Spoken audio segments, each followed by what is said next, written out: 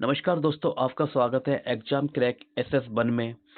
इस क्लास में आपके लिए रीजनिंग के इम्पोर्टेंट क्वेश्चन जो कि आपकी परीक्षाओं के लिए बहुत ही महत्वपूर्ण होने वाले हैं। चलिए शुरू करते हैं आज की क्लास।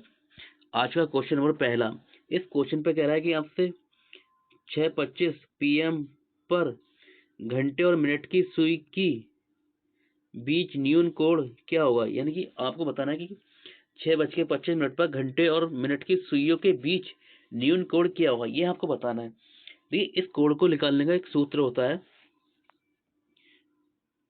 थीटा बराबर 11/2 M माइनस 30H।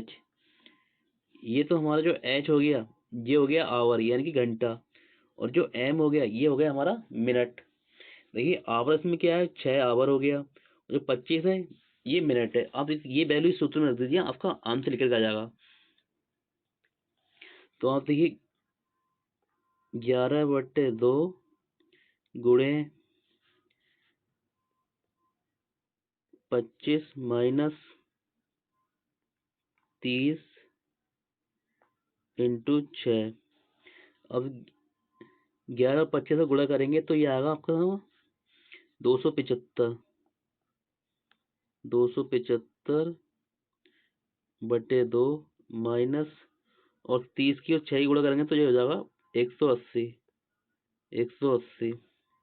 अब इस 2 से डिवाइड करेंगे 275, तो हो जाएगा ये 2 एकम 2, 2 3 6 और 2 सत्ते 14 और बचा 1, यानी कि 37.5।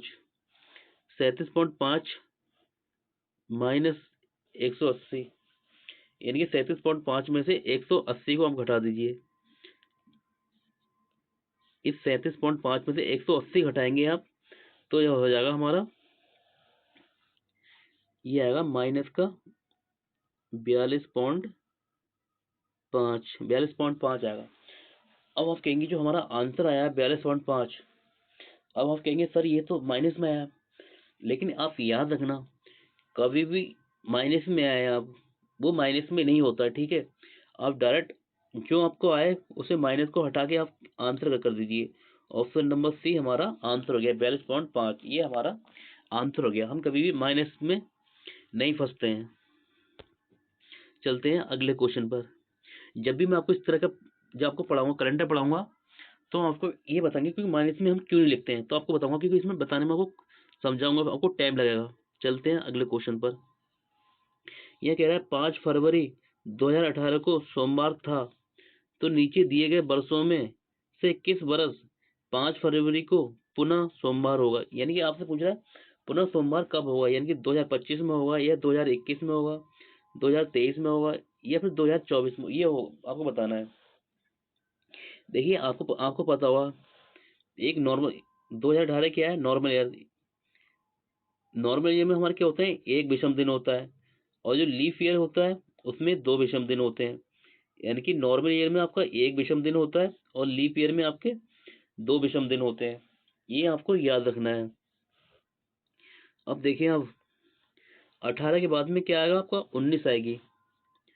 19 में आपका क्या होगा, एक विषम दिन होगा, और फिर 20 में आपके क्या विषम दिन होंगे, 2 होंगे, और फिर 21 में क्या होंगे, एक विषम दिन होगा, और 22 में आपके क्या विषम दिन होंगे, एक होगा। फिर आपका 23 में विषम दिन एक होगा, और यह क्या दिन होगा, गिल्लो वहां पे क्या होगा जी, एक, एक और 2 3 4 और एक 5 और एक 6 हो गए। अब आएगा 24। 2024 क्या है, एक लीफ ईयर है। 2024 एक लीफ ईयर है, यानी कि मैंने ये आगे का हटा दिया है, ये वो वाला है ये हटा दिया, 18 के बाद में शुरू कर दिया, 19 2019 2020 2021 2022 2023 2024 ऐसे लिखा जा रहा है। मैंने ये 20 को हटा रखा है जिससे कि क्वेश्चन जल्दी हो जाए। आपको भी एग्जाम में इसी तरह से करना है, न कि आपको पूरा पूरा लिखना है कि 2019, 2020, 2021 ऐसे नहीं लिखना है आपको, ठीक है। जैसे मैं लिख रहा हूँ ऐसे ही आपको एग्जाम में करना है, तो आपको कम टाइम में आप ज़्यादा क्वेश्चन कर लेंगे। देखिए 2024 में होते हैं 2 विषम दिन। 2 विषम दिन कब होंगे? जब हमारा पूरा महीना 28 का कंप्लीट हो जाएगा, तब हमारे 2 विषम दिन होंगे। नहीं तो हमारा यानी कि लीप ईयर फरवरी कितनी होती है, सॉरी देखिए फरवरी क्या होती है 29 की। फरवरी होती है 29 की। जब 29 फरवरी कंप्लीट हो जाएगी, तब हमारे क्या होंगे? 2 विषम दिन होंगे। तब 2 विषम दिन होंगे। लेकिन हमें जाना 5 फरवरी तक, यानी कि हमारी 29 फरवरी कंप्लीट नहीं हो पा रही है, 5 फरवरी तक जाना है। तो हम 2024 में एक ही और दिन लेंगे, एक लेंगे। तो हमारे अब कितने दिन हो गए और दिन? ये होगा देखिए 1, 2, 3, 4 और 2 6 और 1 7 हो गए। अगर हम 7 के बाद में क्या होता है, कैलेंडर रिपीट हो जाता है, क्योंकि देखिए 7 को जब हम हमारे हफ्ते में 7 दिन होते हैं और 7 को जब 7 से भाग देंगे तो 0 हो जाएगा, यानी कि हमारा कैलेंडर दोबारा से रिपीट हो जाएगा। तो पुनः सोमवार कब होगा? पुनः सोमवार कब होगा? पुनः सोमवार होगा ऑप्शन नंबर डी 2024 में जाके। चलते हैं अगले क्वेश्चन पर। इस क्वेश्चन में कह रहा है अकबर ने एक तस्वीर की ओर संकेत किया और कहा वह मेरे साले के पिता के भाई की इकलौती भतीजी है, वह अकबर से कैसे संबंधित है? यानी कि देखिए आपको बता दूं, अब अकबर को हमने लिखा ए से, अकबर को लिखा ए से, ये कोई तस्वीर वाली तस्वीर है, ये कोई तस्वीर है, इसे तस्वीर मान लिया। क्वेश्चन में कह रहा है अकबर ने एक तस्वीर की तरफ संकेत किया, यानी कि अकबर ने इस तस्वीर की तरफ संकेत किया और कहा वह मेरे साले के पिता, यानी अकबर का कोई साला होगा, अकबर का कोई साला होगा। साले को लिख दिया हमने एस से, साले को लिख दिया एस से। जब हमने साले को एस से लिखा तो कह रहा है आगे क्वेश्चन कह रहा है साले के पिता, यानी कि साले के पिता होंगे, या साले के पिता को कर दिया हमने, ये माना साले के पिता हो गए। 1 मिनट में ही कर देता हूँ ये डायग्राम आपको। ये अकबर हो गया और ये तस्वीर वाली तस्वीर हो गई, और फिर ये अकबर का साला हो गया, और साले के ये पिता होगा, पिता को लिख दिया हमने पी से। यानी क्वेश्चन कह रहा है वह मेरे साले के पिता के भाई, यानी कि पिता के भाई होंगे, भाई को बी से लिख दिया, पिता के भाई, पिता के भाई की इकलौती भतीजी है, यानी कि इकलौती भतीजी है कौन? ये तस्वीर वाली इकलौती भतीजी है किसकी? यानी कि साले के पिता की, पिता के भाई की इकलौती ये भतीजी है, तस्वीर वाली जो है ये भतीजी है। तो कह रहा है वह अकबर से कैसे संबंधित है? देखिए क्वेश्चन पे देखेंगे, ये अकबर, ये अकबर का साला और साले के पिता, ये साले के पिता हो गए पी, और साले के पिता बी, ये साले के पिता के भाई हो गए, और भाई की क्या है? इकलौती भतीजी है, ये तस्वीर वाली, ये तस्वीर वाली क्या है? इकलौती भतीजी, यानी कि तो फिर कौन हो गई है? अकबर की हो गई पत्नी, अकबर की हो गई पत्नी, क्योंकि देखिए ये अकबर, अकबर का साला और साले के पिताजी और पिताजी का भाई और भाई की इकलौती भतीजी, तस्वीर वाली ये। तो देखिए ये साला और ये फिर ये साले की हो गई बहन, ये साले की बहन हो गई, तो ये अकबर ही कौन हो गई? पत्नी हो गई, यानी कि ऑप्शन नंबर डी हमारा आंसर आ गया। चलते हैं अगले क्वेश्चन पर। देखिए इस तरह के क्वेश्चन आपको हर एग्जाम में मिलेंगे, लेकिन आप आज क्वेश्चन को करने का कुछ तरीका सिखाता हूँ, बहुत ही सिंपल तरीका होगा, जैसे कि आपका एग्जाम में कभी क्वेश्चन गलत नहीं होगा। आपसे किस कह रहा है कि हेड को दर्शाया जाता है, मतलब हेड को HATE हेड को दर्शाएगा, मतलब कौन सा होगा जो उससे दर्शाएगा।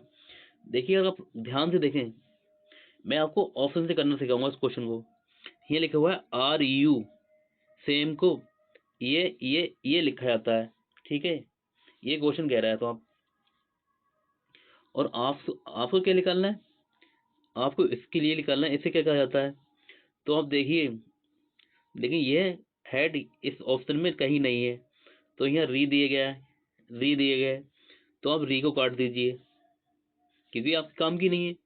फिर AI दिया गया क्या, बिल्कुल AI ऑप्शन नंबर डी में, इसे भी आप काट दीजिए, यानी कि आपके दो ऑप्शन कट गए। और फिर KI इसमें है क्या ऑप्शन, KI नहीं है। अब चलते हैं अगले ऑप्शन में, अगले नंबर पर। तो देखिए फिर आगे आप ध्यान देखेंगे तो आपका हेड यहाँ पर ही है, इसे छोड़ दो, यहाँ छोड़ दो, यहाँ हेड नहीं है। यहाँ आपसे कह रहा है आल आर फेक को, RR फेक को ये कहा जाता है MIAI और ली कहा जाता है। अब आप देखिए यहाँ भी आपका हेड नहीं है, इस वाले में भी आपका हेड नहीं है। तो देखिए MI है क्या ऑप्शन में, MI नहीं है। AI है, AI तो कट गया पहले ही हमारा। LI को काट दीजिए, तो आपका हेड का डायरेक्ट क्वेश्चन आंसर आ गया, ऑप्शन नंबर सी। आपने कम टाइम में इस क्वेश्चन को बना लिया। आप पहले अगर आप वैसे करते जो पुराने तरीके से आप करते होंगे, ठीक है, तो आप सबको छांटते। इसी हिसाब से जब भी हम क्वेश्चन ले रहे तो आप ऑप्शन से करिए, आपका डायरेक्ट आंसर आ जाएगा। अगर आपकी समझ में नहीं आया तो आप वीडियो को दोबारा रिपीट कर लीजिए, आपकी समझ में आएगा एक ही बार में। और आपकी समझ में आ गया तो आप कभी जिंदगी में ये क्वेश्चन को भूलेंगे नहीं, आपकी इतने आसानी से भी ऐसे क्वेश्चन बन जाते हैं। चलते हैं हम अगले क्वेश्चन पर। तो ये आपसे कह रहा है इसके लिए ये लिखा जाता है, तो इसे क्या लिखा जाएगा ये आपको बताना है। अगर आप इन अक्षरों को देखें, इसको पूरे शब्द को देखें और इस पूरे शब्द को देखें, तो आपको कुछ दिखाई दे रहा है क्या। आपको एग्जाम में भी ऐसे ही करना है, ठीक है, फालतू में दिमाग नहीं लगाना है।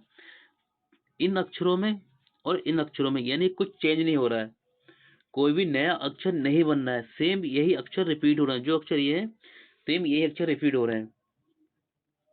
तो हम देखें, देखिए रिपीट कहाँ से हो रहा है, ये यानी कि रिपीट हो रहा है ए से।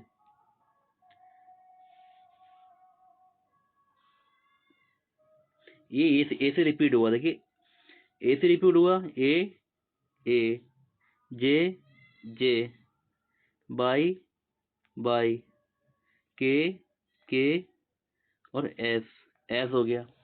अब आप देखिए अब ये रिपीट हो रहा है इस एंड से, जी जी, एन आई आई, के और सी, यानी कि इसमें दो भागों में क्वेश्चन को बांटा गया है। क्वेश्चन को क्या गया है, दो बांटों में बांटा गया है। इस हिसाब से हम ये जो हमारा सामने दिया हुआ है इसे भी हम दो भागों में बांटते हैं। 1 2 3 4 5 6 7 8 9 10, यानी कि 10 हमारे पास शब्द हैं, इसे हम 5 5 के भागों में बांट लेंगे। तो हमने इसे दो भागों में बांटा। तो आप देखिए पी पहले आएगा आपका पी, फिर ए, फिर ई आएगा आपका, ई, फिर एच आएगा आपका, एच, और फिर सी आएगा। फिर यहाँ से स्टार्ट होगा एस से, एस, के, सी, ए और जे। अब ये देखिए किस ऑप्शन में बनना है, PAEHCSKCAJ,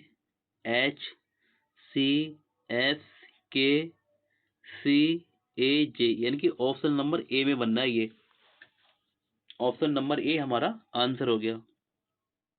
चलते हैं अगले क्वेश्चन पर। देखिए इस क्वेश्चन में कह रहा है कि आपसे क्वेश्चन मार्क के स्थान पर क्या आएगा, आपको यह बताना है। देखिए इसका संबंध इसके साथ में, तो इसका संबंध है क्वेश्चन मार्क के साथ में होगा, ये आप देखना है।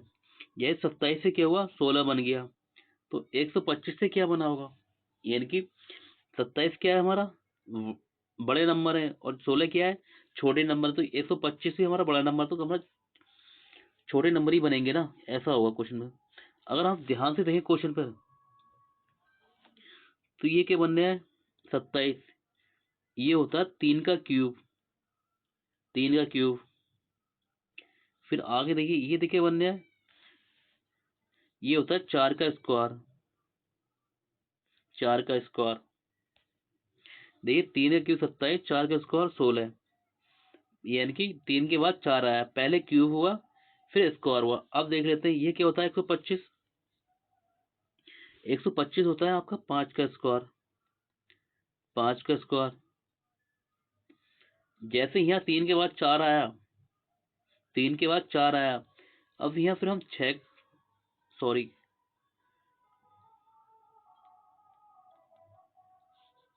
ये होगा 125 5 का क्यूब, ये 5 का क्यूब है क्योंकि पहले क्यूब आया था, या 5 क्यूब आया, तो यहाँ पर 5 के बाद 3 के बाद में 4 आया, इसी तरह 5 के बाद में हम 6 का, अगर 6 का स्क्वायर करें, 6 का स्क्वायर होता है 36, 6 का स्क्वायर होता है 36। क्या 36 आपके किसी ऑप्शन में है, बिल्कुल है, ऑप्शन नंबर सी में 36 है, यानी कि ये हमारा आंसर हो गया। चलते हैं अगले क्वेश्चन पर। आपसे कह रहा है यहाँ डॉट डॉट डॉट डॉट यहाँ क्या आएगा, ये आपको बताना। देखिए इसका संबंध इसके साथ में और इसका संबंध इसके साथ होगा, ये आपको देखना है। अगर आप ध्यान से देखेंगे यहाँ बी है और यहाँ ई है, यानी कि बी 2 पे आता है, ई 5 पे आता है, तो यहाँ से यहाँ कितना बड़ा, यानी कि +3 हुआ। जब हम बी में 3 जोड़ेंगे तो 5 बना, 5 पे आता है ई। फिर यहाँ देखिए एस, एस आता है 19, और 19 में 3 जोड़े, 19 में 3 जोड़े, 19 3 22, 22 पे बी बनना चाहिए, यानी कि बी से हमारा आंसर स्टार्ट होगा, यानी कि हमारा ऑप्शन नंबर आर तो कट गया। अब देखिए यहाँ आपका ई है और यहाँ आई है, ई आता है आपका 5 पर, ई आपका 5 पर आता है और आई आता है 9 पर। 5 में 4 जोड़े, यानी कि 5 में 4 जोड़े हम, तो हमारा 9 बन जाएगा। इसी हिसाब से एस में, सॉरी ए में हम 4 जोड़े, तो 5 5 पे आता है ई, यानी कि बी के बाद में बनेगा ई, बी ई, यानी ऑप्शन नंबर बी भी हमारा कट गया। 2 ऑप्शन बचे हमारे पास सी और डी। और फिर यहाँ देखें आप ई, यहाँ आपका ए है और यहाँ आपका एफ है, यानी कि एफ आता है 6 पर, ए आता है 1 पर, तो अब क्या हुआ, अब जुड़ रहा है 5, यानी कि ए से एफ बनने में 5 जुड़ लिया है। तो आई में हम 5 जोड़े, आई आता है 9 पर, आई आता है 9 पे, और 9 में 5 जोड़ेंगे 14, 14 पे आता है एन, यानी कि हमारा एन आना चाहिए, है किसी उसमें बी ई एन, यानी कि ऑप्शन नंबर सी में बी ये हमारा आंसर आ गया। चलते हैं अगले क्वेश्चन पर। इस यहाँ लिखा है जल, समुद्र, तो बर्फ, तो ये क्वेश्चन मार्क के स्थान पे क्या होगा, ये आपको बताना है। देखिए अगर आप देखें तो समुद्र में क्या होता है, समुद्र में होता है जल, समुद्र में होता है जल, तो बर्फ किस में होगा, तो बर्फ किस में होगा, पहाड़ पर होगा बर्फ, हिमनद में होगा, या ओलावृष्टि में होगा, या चोटी पे होगा, बर्फ किस में होगा। देखिए बर्फ होता है हिमनद में, हिमनद में क्या होगा बर्फ, यानी कि इसका संबंध इसके साथ बनेगा। जिस हिसाब से समुद्र में क्या था, जल था, उसी हिसाब से हिमनद में क्या होगा, बर्फ होगा। आपका आंसर आ गया ऑप्शन नंबर बी। आपको हमारी क्लास कैसी लगी कमेंट करके जरूर बताएं। और आप हमारे चैनल पे नए हैं तो हमारे चैनल को सब्सक्राइब करें, वीडियो को लाइक शेयर जरूर करना।